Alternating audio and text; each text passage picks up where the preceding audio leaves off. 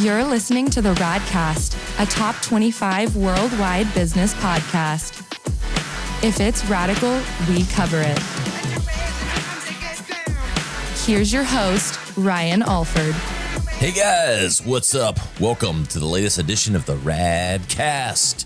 I'm Ryan Alford, your host. We say if it's radical, we cover it. Well, today we're talking about radical sport. We're talking about recovery. We're talking about mental health in a lot of ways.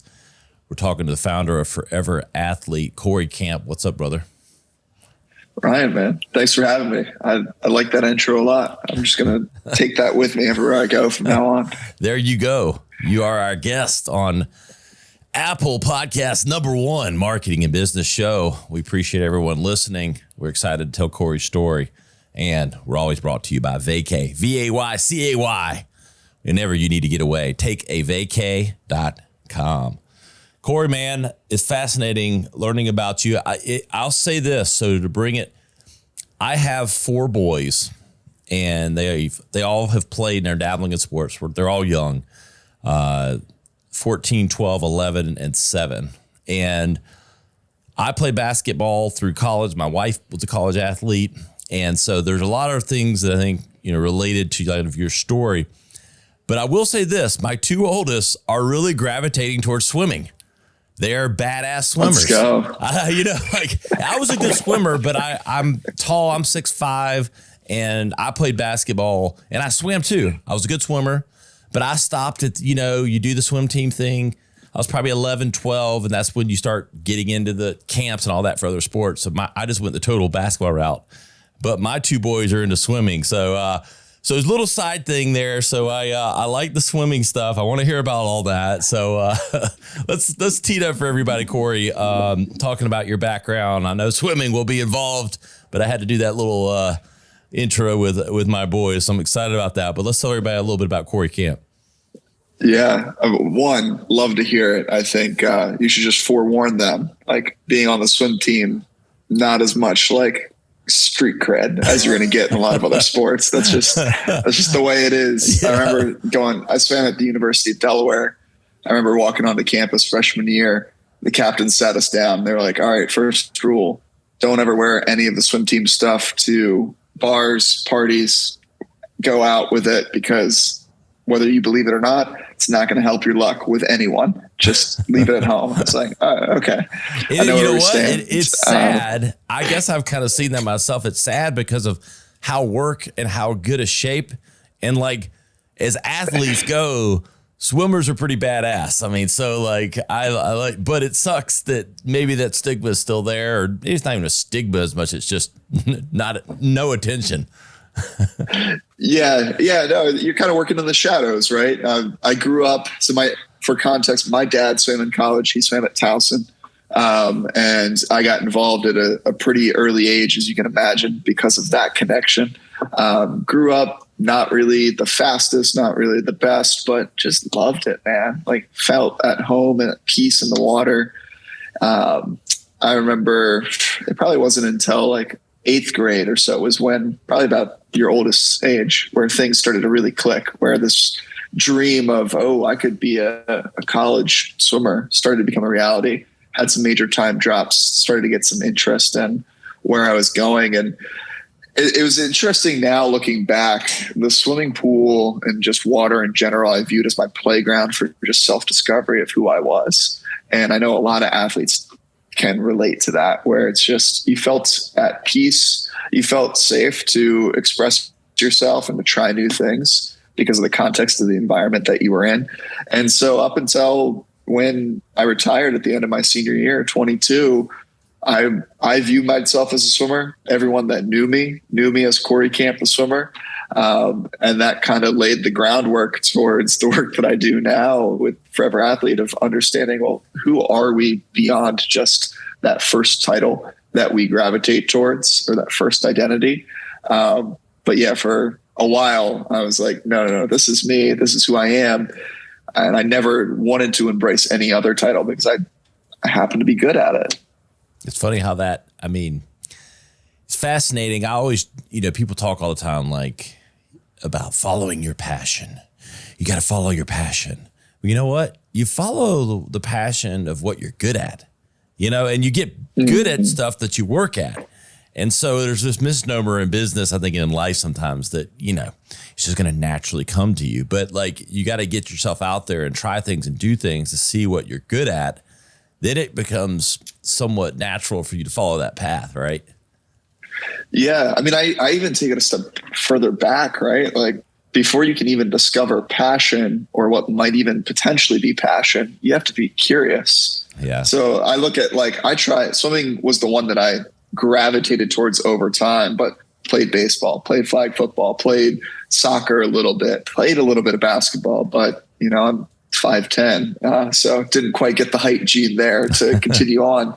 So you got to be curious to explore the hand that you're dealt and then play it in the best way possible from there. That curiosity is what breeds passion. And then with time, I think when you continue to add curiosity to passion, that's when you get to that ultimate purpose that we're all like running around like chickens with our head cut off, trying to find desperately. Right. But it's like, if you waited to start the company or whatever it may be until you were crystal clear on the purpose, you'd be waiting forever. It's just not happening. You got to be curious first to take that first step. Yeah, I love that. You're wise beyond your years. The curious thing is in my people ask me naturally. I go on a lot of shows too, and like it's like they ask, what's the keys to success? There is a total correlation to every successful person I know.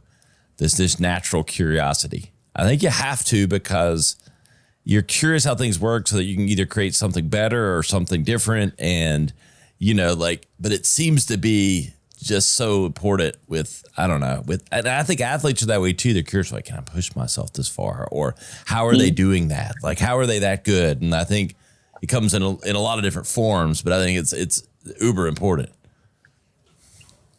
I mean, shoot, you want unlimited motivation. You want something that you can tap into at any given time to get through those days where you're like, it's a drag, I don't want to do it.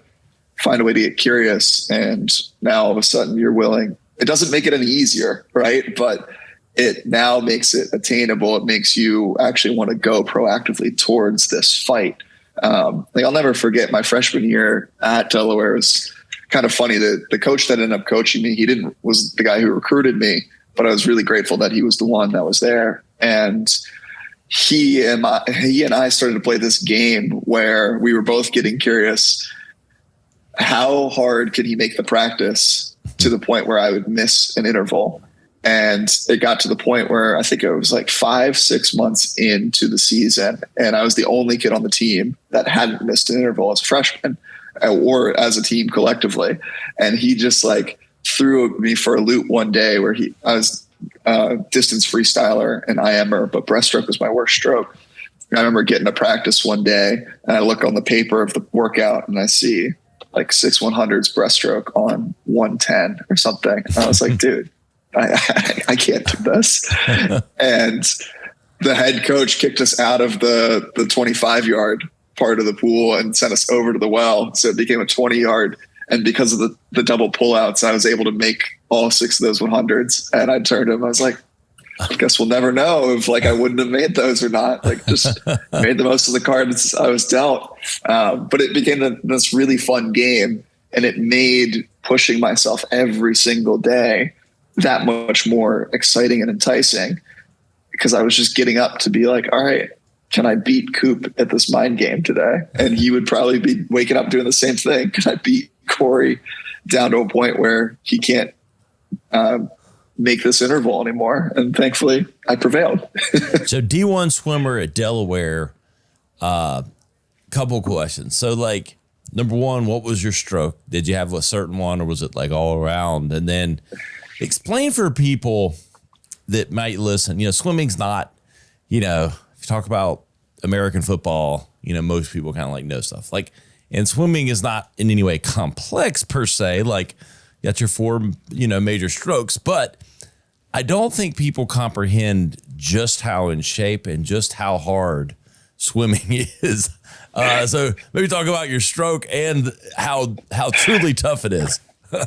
Yeah. So I swam everything from the 200 free up to the 1650 free, which is a mile. And that's in yards. And then I would do the 400 IM, do a little bit of 200 butterfly. I could do a little bit of everything, which was a blessing and a curse, because then I became that like versatile Swiss Army knife of sort. Wherever they needed me, they would throw me in. And for context, what that means is the shorter end of the stick, I'm going for about a minute and 40 seconds, maybe a little faster, a little slower, depending on the day, for the 200. And then for the mile, I was just over 15 minutes was my best time. And that's continual. You're just going, you're pushing that pace as fast as you can to like hold on for that amount of time. I'll never forget, I used to coach swim for a while as well. And I remember a family came that I coached to come watch me swim the mile, and to put it into context. And they were like, it was crazy, Cory. You were going. And then I realized that I needed to put money in the parking meter. So I went back and put money in the meter, and I came back and you were still going. And I was like, yeah, like, how do you think I felt? Like, I felt like I was still going. Like it was you exhausting. Have no idea. Yeah, I think they say, I forget what the exact like actual energy, like 1-to-1. It's not a 1-to-1 with running. It's like a 1-to-3. So like 1 mile of swimming is about the equivalent of like running 3-ish miles. So like my mile swim is using the same amount of energy that your body would use to run like an all out 5K. Well, let me tell you, I don't care what they say. I'm 6'5", 260 pounds. If I go swim a mile in the water, that's like 10 miles, brother. That is not, I don't even think that's fair. Maybe for like a trained swimmer or something, but I don't know. That shit's hard. I always joked with people. I was like, I'm kind of envious now of the people that are in that like not great swim shape, so to speak, quote unquote. Yeah. Because I was like, you have to swim way less to burn the same amount of calories that I'm going to have to swim like 3x, 4x that. Yeah. I don't know. I'm just not efficient in it, and I mean, I swam growing up, and I'm just like, man, gravity's hurting me to the bottom of the pool, I think. That body position and efficiency is everything, man. Yeah, that's what it is. It's fascinating to me, though, watching like Olympic swimming or watching professional swimming or something. Like you said, over 15 minutes, how close the times are and how shaving time. I would think there'd be these gigantic, depending on the day and like certain things, there'd be like 30 seconds difference or a minute, but on these 15-minute 1 mile, I mean, you're talking shaving like just a second or two, like, and it's even it's like 0.001 seconds. Like, man, I had a great day. I shaved 0.01 off my time. Like, but how close it is and how consistent it becomes when you're professionally trained. I'll never forget. So my dad swam in college. My mom very much did not. She's like, she knows how to swim, but that's about the extent of it. And Mom, if you're listening, I love you with this. I'll never forget leaving a meet one time when I was in high school, and I absolutely ate it. It was so bad. I added a minute in my mile, and my mom just is the one who took me to the meet, and she's like, in the grand scheme of things, Cory, it's just a minute. And in my head, I wanted to be like, you don't understand how bad a minute off your best time is.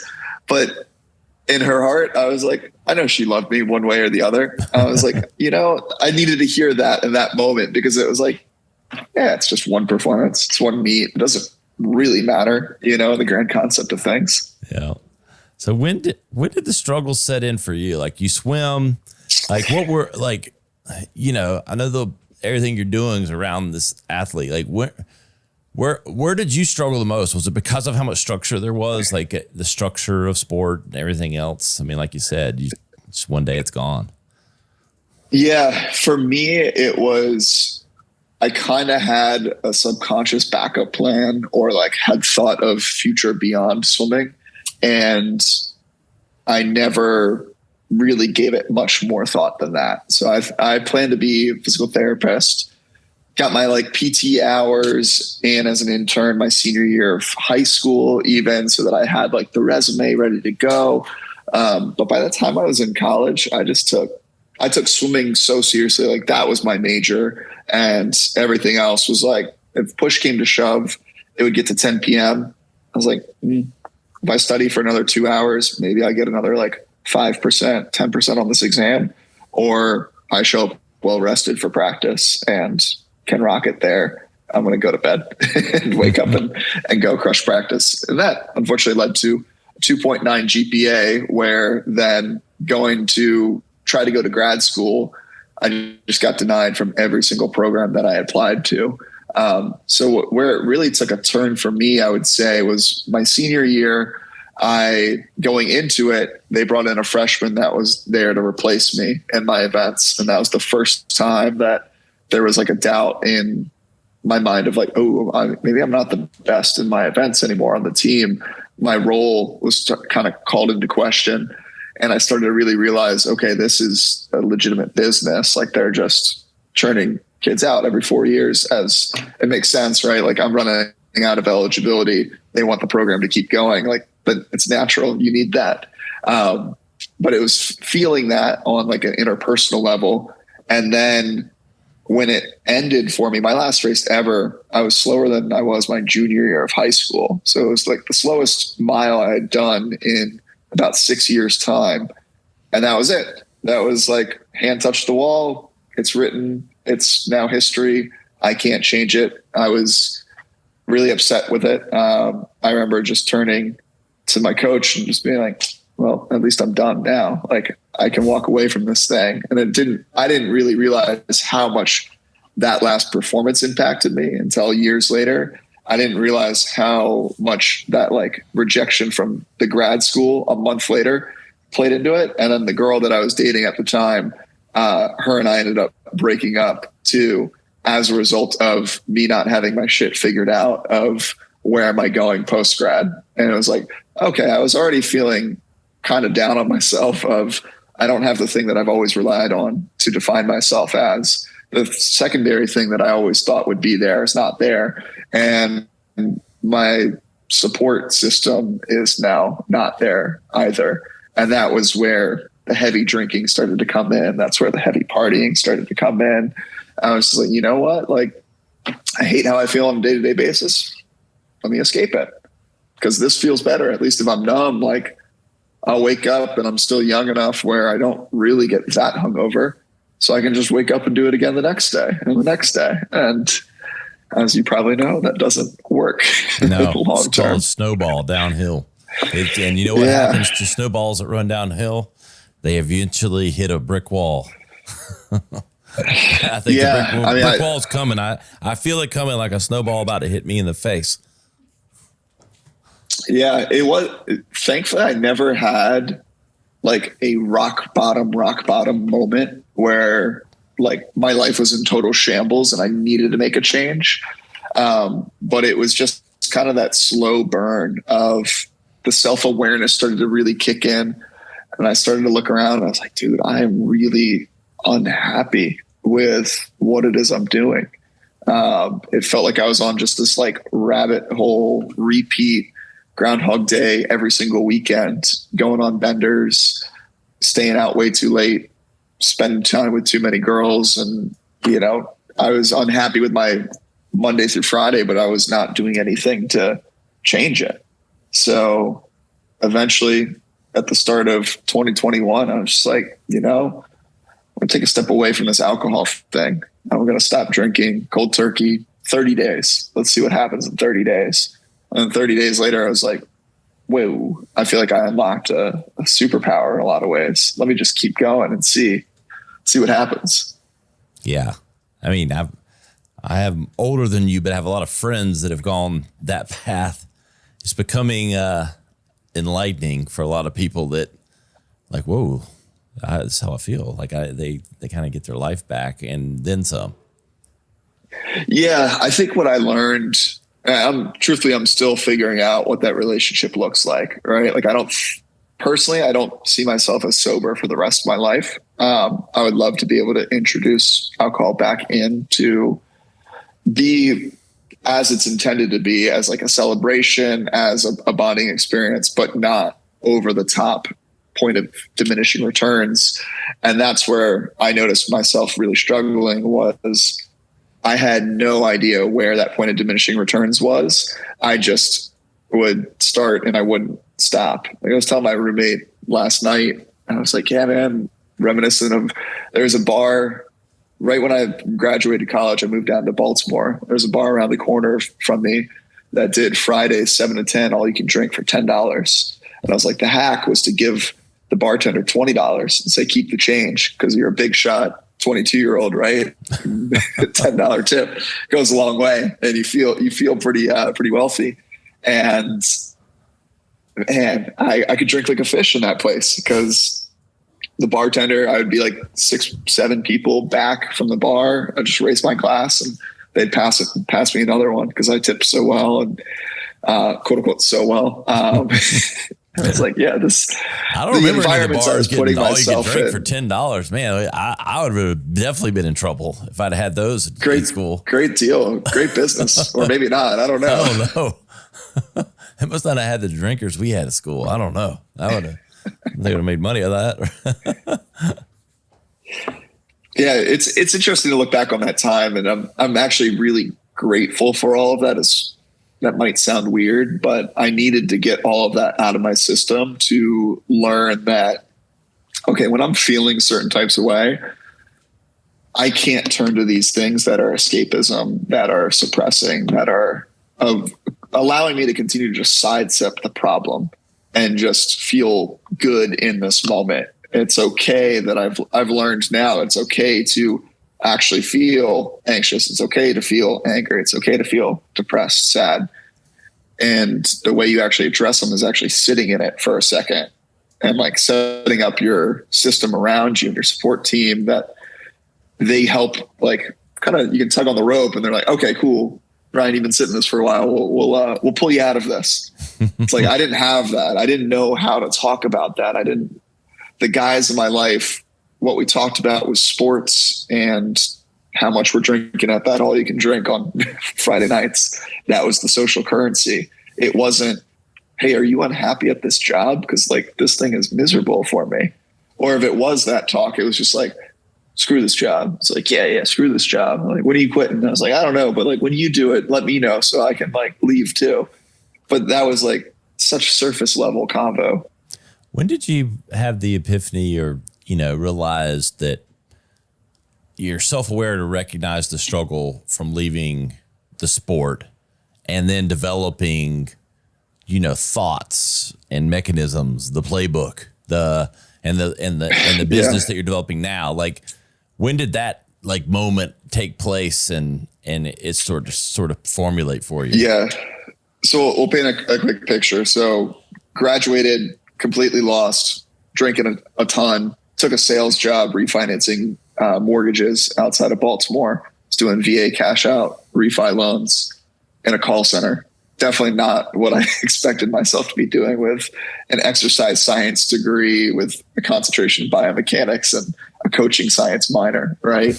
But here I was. It was the highest paying job that I could land out of school. I was very money and monetary driven at that point. So I was like, well, I'm going to be the first of my teammates to make $100,000 a year. If I couldn't be the first one, I wasn't going to get into grad school like some of the other ones. And I was telling myself like that was what I wanted. That was success for me. I hit a breaking point about 8 months into that role where I just was like, man, I feel super, super lost and I don't know what it is. So without really any answers, I quit that job and I took a summer swim coaching job at a country club back in the DC area. And that turned into a swim clinic where we had a 4-lane indoor pool at that club. And I turned to the operations director and I said, hey, is this pool, is it used year round? And he goes, yeah, by like 4 people. Like no one really swims in this thing. And I was like, oh, well, what if I start a year-round swim program, a learn to swim clinic, and teach private lessons in there? And he was like, sure, come up with a business plan. So I go on Google and I say, what is a business plan? How do I write one? And come back like the next day. I was like, here is my business plan, Matt. Like, thanks for taking the time to hear me out. I've been thinking on this one for a while. He had no idea that I just wrote it up the night before. He liked it enough where he was like, all right, the space is yours. We won't take a percentage of it. You just run the thing. And I was like, oh, this is weird. Like, what? That wasn't in the business plan. I was expecting some sort of rev share or something, but he just let me run with it. So much so to the point where a year and a half later, he turned to me and go, hey, so about that like no revenue share thing, can we like rediscuss that? Because you're making way more than we thought you would be making. It's like, oh, like, sorry, man. Like, that was the contract. That was the original terms. Not into fitness outside. Like, how many kids are in that thing? I had about 120 kids, and it was me and one assistant. So in the Learn to Swim clinic, kids were paying. We had as many as 40 kids a session, paying about $20 to $30 a drop in. And then the year-round swim program we did in 3 different sessions, and we had probably about, I want to say we had about 60 kids in that, and they were paying anywhere from like $1,000 to $1,500 for like that session. So it ended up doing fairly well, a lot better than he or I or anyone else involved anticipated it doing. And then of course that was, I mean, talk about time for money. It was great because my limiting factor was just like how many kids I could work with at once. But instead of introducing more sessions because of the pool time caps, I started to explore what would it look like to get into personal training. So got into personal training on the side, thankfully at the same club because they had a gym. And before I knew it, I was assistant fitness director running this swim program. And then COVID hit and I was like, oh, everything crumbled, gone in a second. And that whole time, what I noticed was like, I was starting to feel more and more and more like myself again, as I was getting back into the coaching role, as I was walking with other people through their fitness journeys, as I was walking with kids through this. Like, to this day, some of the best joy in my life is being able to help a kid go from absolutely terrified from the water to swimming their first lap across. And I know like the confidence that instills in that kid and the relief that instills in that parent as well. And I was like, oh, what if I could instill that same feeling again now with former athletes? Like, what does it look like to sit with someone who's 22 or 23? Like, what did I wish I had at that age where someone actually understood me and what I was going through? And I can provide them that confidence boost that they don't even realize they need, and provide their parents and their loved ones that relief that they don't even know they need, to be like, okay, I can stop worrying about Cory. Like, he's got it somewhat figured out. Like, he's going to land on his feet. I can trust that. What do you think? Are there like common signs? I mean, obviously with yours, it was, you know, you had such kind of the trifecta hit you all at once, and, you know, led you down, you know, a path that you knew was not sustainable, and then kind of waking up. But like for other, you know, former athletes that are out there and are parents of athletes, so they're like these telltale signs of the struggle. Yeah. So what ends up happening, right, is what's very common. We actually see this in military as well. It's this concept called identity foreclosure.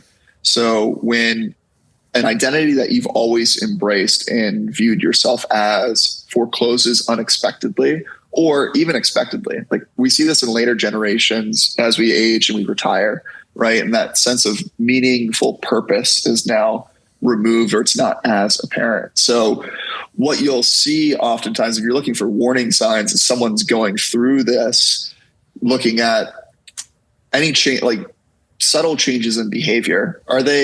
Have they always eaten well and now they're willing to grab a little bit more, you know, junk food? They're turning to sweets a lot more. Like that's a warning sign for me still to this day, is if I'm grabbing ice cream 3 to 4 times a week, like I know, okay, something deeper is going on. I need to book a therapy session, or I need to like sit and open my journal and actually just give myself an hour to unpack what it is that I'm actually feeling. So changes in diet are huge, changing in sleeping patterns. Like if someone who is always up early going after it, like I was as a swimmer, if all of a sudden now they're sleeping in or they're snoozing multiple times, that's a pretty easy telltale sign to say, okay, hey, like something a little bit deeper is going on. And then really just subtle changes in mood. If they're really quick to be irritated or just don't want to be bothered, they're really quiet oftentimes, especially guys. Like if we're really quiet, oftentimes it's something's there. We just don't know how to articulate the words around it. It makes a lot of sense. I mean, it's a lot of different. I mean, whenever there's like tragedy or any type, and that's what it is almost. It's like loss on some level. Mm-hmm. When you've had that structure, it's not just a crutch, but just like, it's like losing part of yourself. And it sounds like a lot of the same type thing. Yeah. Well, I was about to say the structure can be viewed as, oh, it was a crutch, but really that structure was what was needed to be in place for you to succeed at that level. So it's not the structure that's tough. You just have to look at it with a grain of salt, right? Like you're learning social skills at 22, 35, like whenever it is that people are finishing up and walking away from this sport, that most of your peers learned a lot earlier because they didn't have to navigate this, right? Like I look at the biggest thing is community and teammates, right? Friendships. As you get into an adult, you never had to really worry about who your teammates were because they were just assigned to you. You showed up to the team and they were there. And then by default, you're like, well, I see you guys every single day, so I might as well just call you my boys and like, we'll be friends. Outside of it, it's given to you. It's easy. Now, when you get out, you have to be proactive and actively seeking out those relationships. And while that can be challenging, it can also be really freeing because if you were ever like me, it's like, I didn't get along with every single teammate that I ever had in my life. Now I get to choose who is making up my team. Who am I selectively surrounding myself with? And when you start to shift viewpoints like that, you're like, oh, okay. Like, yes, there's a lack of structure, but now it's on me to become the general manager of my life. And I can build the structure that serves me now in this season. And it's way more personalized than any system that you found yourself in that inevitably it's like, especially at scale, college athletics, pro, whatever, they can't serve the individual needs of every single person on that team. But now you have the opportunity to do that in your life after sport. And that's a really cool and exciting opportunity. It's like, I wish someone framed it for me that way rather than, all right, all the things that you had, gone. Good luck. But it's true. I'm listening to you talk about that and I'm thinking about my own kids, like back to that, like they have, I want to think they're more resilient, but like looking at it, they do have these teams and things that they're naturally teed up to be around. And, you know, just being aware that it's true. Like they show up and they have 40 people on their swim team or whatever. And that's who they practice with every day. So they're kind of, not that they're forced, but it just creates that natural situation to become, you know, talking and becoming friends and doing all these things where in the real world, you might have to try harder to make friends and like they learn it earlier. So that's an interesting insight. Yeah. It's the consistent cadence, right? Like you look at, I mean, even now, like the challenge of community building and where I think a lot of companies get it wrong when we're talking about, oh, I got a community. It's like, oh, do you, or is it an audience? Is it like, are they actually connecting outside of the thing that you're doing? Anyone can have a one-off experience where you bring like-minded people together and form connection. That's the first level of any form of human connection. I mean, how many first dates did you have before your wife that you were like, oh, I felt connected to that person? Like that was that was good. But obviously they didn't progress any longer because of a whole bunch of different variables. The challenge, if you're truly wanting to build a community, it's about consistent cadence of how often are you able to bring like-minded people together, and how are you able to diversify experiences enough where you're getting them to actually learn and trust one another, where they feel safe in that environment with one another. It's the same way that championship teams were developed in sport. Is you had that consistent practice cadence, right? But within practice, you didn't do the same workout Monday through Friday for the entire season. Like, the experience got diversified. And then if you were part of a really great team, you did team building activities outside of that, whether that be something as subtle as you went to the dining hall and shared meals together, or you watched the fight on Saturday night together, or you went to the trampoline park and played dodgeball against one another. Like, all of those different experiences diversify and add layers to the interconnectedness. And that's ultimately the goal if we're talking about, and that's what I'm trying to do with Forever Athlete, is just adding to this level of diversified experience to deepen connection among people that happen to have the similar background of sport. And so at its core, Forever Athlete is you're bringing together people that have shared this experience of being high-level athletes, or just athletes at some level doing and having that structure for an extended period of time, giving them a community, obviously giving lessons, but also the community with which to help one another. Am I summarizing that right? That's exactly it. It's the way I like to say it is, like, we want to be able to honor where you've been in your life, because I think everyone's past experience plays a vital role in their present day future and in the future. But we also want to be able to support you in that current season as you progress through these different seasons of life. The original slogan I came up with, which I ended up scrapping, was, we want to be there for when the NCAA kicks you out the door. We want to help you land on your feet. I was like, it probably doesn't sound too great, but essentially it's that. Yeah. When they've gotten all they can get out of you. Yeah. Yeah, those pre-NIL days, right? Like, now at least you got these athletes that are able to make something, but you can talk about pay gap that exists in that, right? Like, NIL wouldn't have changed my college experience as a swimmer. Yeah. And it doesn't change most football players' experiences. Yeah. But now you have guys that are making 7 figures in the same locker room as guys that aren't making anything. That's tough to continue to mesh this team together with. Getting tougher. I don't know, it might be the equitable thing to do, but it's hard to, I think, for the coaches to navigate all that. I think that's what, they get paid a lot of money to do it, but it's tough nonetheless. I mean, is the NIL stuff entering into, your discussions with what you're doing with Forever Athlete? I think there's such a long way to go in that. And there needs to be more athlete education on how to pitch yourself, how to actually show your value. The amount of messages that I get that are somewhere along the lines of, like, I'm an athlete.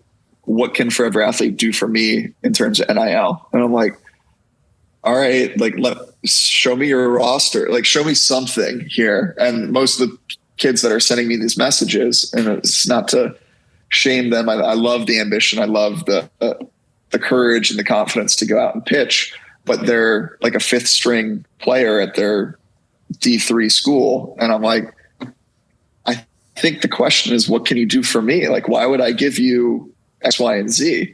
Where's the value add here? There needs to be a system in place that teaches these kids, because quite frankly, they're like 18 years old, just thinking, oh, NIL, now I can make some money. Teach them how to create win-wins in business. And that's going to be what actually helps them, I think, on the flip side as they transition out more. I mean, you see one of my favorite guys that's done a really good job at this is this guy, Taj Washington, out of USC. He's a starting receiver, but he's not like their number one guy. But they've done a really good job of showcasing how he has this passion for cooking and spending time in the kitchen outside of football. And it's like now brands can see that and they can look at that and say, oh, okay, like I can see how we can work with Tosh, because if we're a kitchen company, if we have anything to do with cooking, he's a value add there. And he happens to be a solid player on a top 10 team in the country. Like that's a win-win for both sides. Yeah. I tell people, I've counseled a few athletes that they've got to be willing to lean into their passion outside of sport and showcasing it, so that whether it's baseball cards or tennis shoes or cooking or whatever it is, you know, you got to demonstrate something that has interest that a brand or someone might want to work with. Yeah. I'll tell a quick story. Like a client of mine, she swims at the University of Texas, and a few years ago, she was really struggling with, just from the mental side, like feeling really burnt out, wasn't performing well. She's a top 10 swimmer in the nation in her events. And she was just feeling like basically borderline, like wanting to quit. And she's like, I just don't understand it. Like I'm on a full ride. I should be excited for this thing. And when her and I sat down, I was like, well, what else do you enjoy? She's like, well, I enjoy horseback riding. I enjoy like arcade games, all this stuff. I was like, okay, so how often are you doing that? She's like, well, none, because I'm swimming so much. I was like, yeah, I get that. I was like, been there, done that. I understand. But if you don't prioritize these things, you don't proactively seek out your interests that you're curious about outside of the passionate thing quickly becomes so worship that you lose the passion in the first place that brought you there.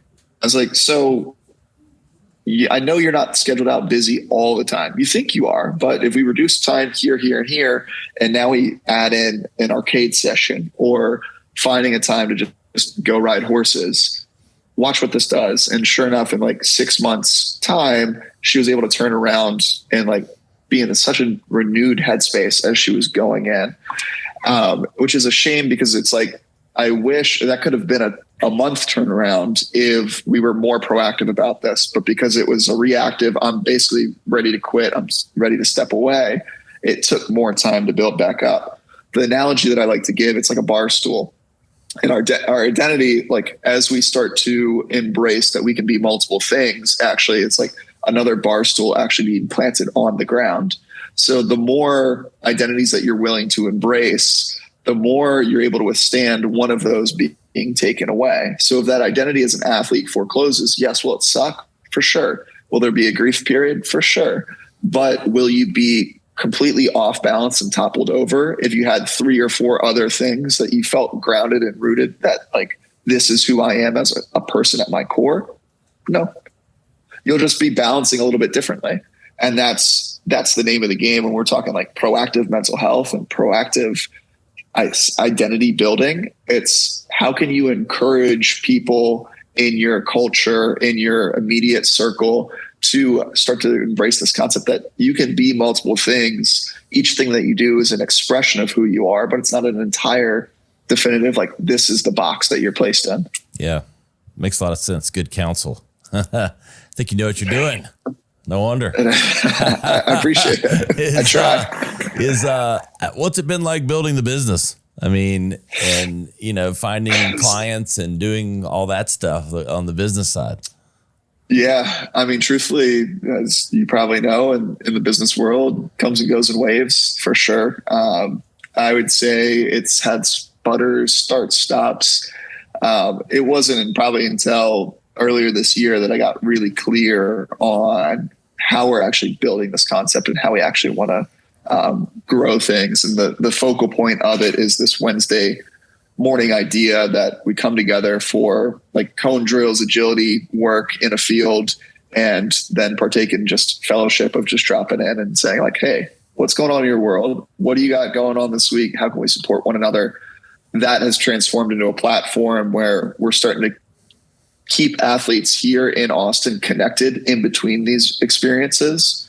Like I said, right? Like we want to inspire initial connection, but then allow for constant communication to be available to them if they choose to after the fact, which is huge. So it's been a slow build, but now we're really hitting a cadence where I've gotten some bigger sponsorships, partnerships in place, started to secure more venues here in Austin that are allowing us to do what I want to do and get really creative with the things. Like our September event, Gel Blaster is this like toy gun company. They saw what I was doing. They loved it. They sent me 150 guns. And I said, great, we're going to do 6 teams of 25. We're going to build an obstacle course at a gym here, and we're going to go all out war, 25 on 25 people for tournament style, and then do some taco trucks afterwards. And it's like, those things have been really, really fun, but it has come with lots of late nights, lots of sitting here being like, so what am I doing after I talk to Ryan today? Like, I don't know. Like there's no clear roadmap, right? Like there's not the boss that I can report to anymore. So it's come with it a lot of periods of, okay, if I embrace what am I doing after this, and actually sit with it to get clear on it, that actually speeds up the process rather than just trying to go like meeting to meeting to meeting. And then as far as you asked to like, how are we getting people aware of this? It's just through social media. Was fortunate about 2 years ago, was able to grow a pretty sizable audience over on TikTok. And that kind of cultivated awareness around what the brand represents and spark enough curiosity where people are like, oh, you wrote a book. Like, what's that book about? I'm going to order that. And then they'll message me afterwards and be like, oh, your book really made me think. Or like that thread or tweet that you put out, if we're still calling them tweets, I don't know, really made me think. Like my favorite, like, yeah, a friend of mine was like, dude, you put something up the other day and I like couldn't not stop thinking about it for 2 hours. It's like, oh, I guess I got you pretty good with that thought-provoking thing. That's the whole goal, is just to get people to second guess their experience and start to question like, could I maybe be doing this better? What would it look like if I did this slightly differently? What was the name of the book? For everybody listening. It's called Forever Athlete. Yeah. Forever Athlete, Tap into Your True Identity Daily. Where can people find the book that might be interested? Amazon, or website is forever-athlete.com. There it is.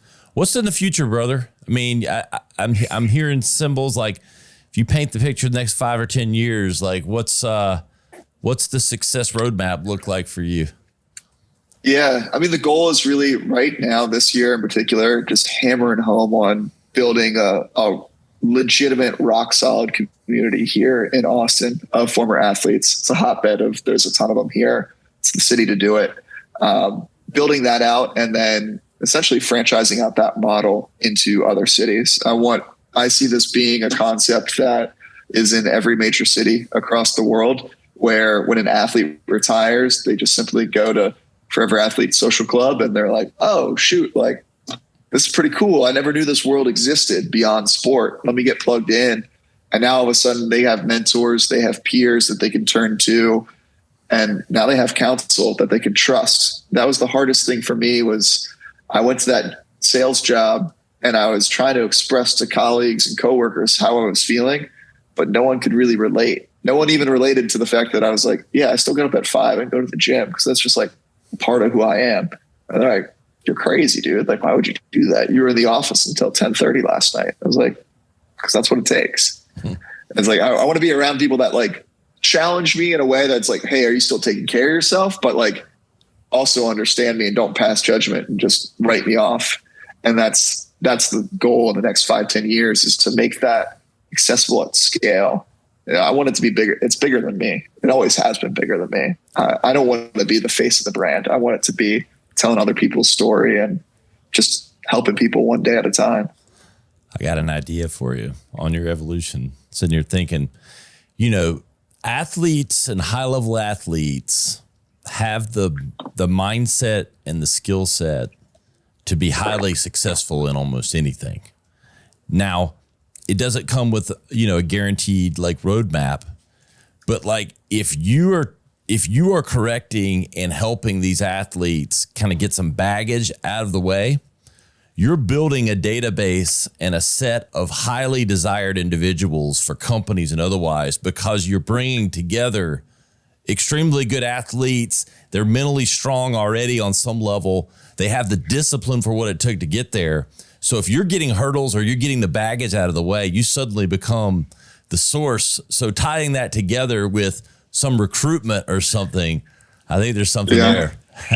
Yeah, no, I love it. Yeah, a little bit of headhunting, connecting opportunity. I 100% see that in the future of whether it just be a job board, being able to go to these higher level, like Northwestern Mutual, Toyota. Your people like you're helping get jobs, and the people looking to hire get the closest thing to a sure bet, Exactly. And it's like, hey, here's this model of, I mean, you want to talk about corporate wellness that actually works. It can't be directly tied to wellness initiatives like from your work. It's got to be somewhat separate. Mm-hmm. So like they already have that in place. Yeah. And it's one less thing for that company to worry about. Yeah, I mean, 100%. It's win-win-win all around, all three parties involved. Hey, brother, I love your spirit. I love what you're doing. Where can everybody keep up with, learn more about everything Cory Camp's doing and everything that's happening with Forever Athlete? Yeah, Ryan, first off, man, thank you for having me. This is fun just jamming with you. Yeah, I really appreciate the time. And if anyone wants to connect more, Cory Camp, CoryCamp on Instagram. You can shoot me an email, CoryCamp@foreverathletela.com. Super confusing. I have a whole bunch of domains, but that's the one with the email address. You can find that on the websites. And if you just go to Instagram, that's probably the platform I'm most active on. Would love to connect further. Yeah, man. I love it. Everybody go check out Forever Athlete. Go follow Cory Camp on Instagram and see what everything. It's got big things coming. Hey, guys, you know where to find us. The Radcast.com. Search for Cory Camp. You'll find the highlight clips from today, the full episode, the short episode. And you know where to find me. I'm at Ryan Alford on all the platforms. You'll see the blue check before I could buy it.